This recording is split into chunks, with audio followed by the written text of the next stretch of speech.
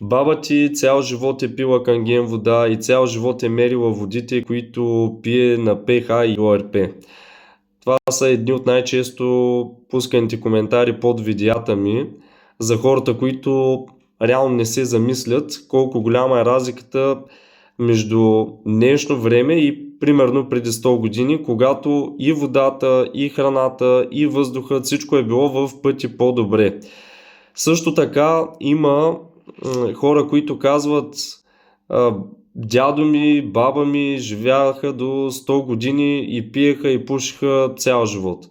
Това значи ли, че пушенето и пиенето е нещо полезно? Естествено, че не. Основна роля играе гена и има хора, които и цял живот да си вредят. Гена им е много силен и общо взето организма им издържа много време.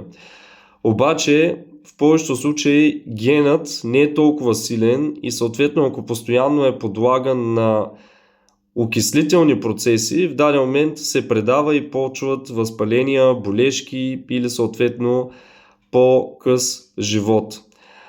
Така че аз съм на принципа по какъвто начин мога да повлияя положително на организма си, да го направя. Естествено, основата, гена е изключително важен, но какъвто и да е този ген, това е малко като и при тренировките, да имате в даден спорт талант. Какъвто и талант да имате, ако по никакъв начин не полагате грижа, не го развивате, реално вие няма да постигнете 100% в дадения спорт, където иначе имате доста добри заложби. Със здравето е по същия начин. Има хора, които генетично са така устроени да са здрави, независимо дали пият някакви добавки, дали пият качествена вода. Просто така им е заложено и организма им е много силен.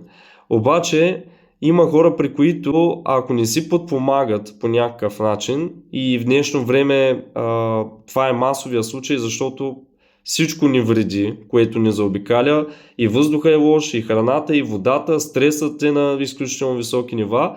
Общо взето, ако човек не си подпомага, организма му много по-рано почва да се предава и да започват всякакви болести или съответно живота да се скъсява. Така че давайте на организма си най-доброто, и вода, и храна, намаляйте стреса, живейте по-качествено, а пък да става каквото ще. Поне да знаете, че сте направили всичко необходимо и всичко е било за добро.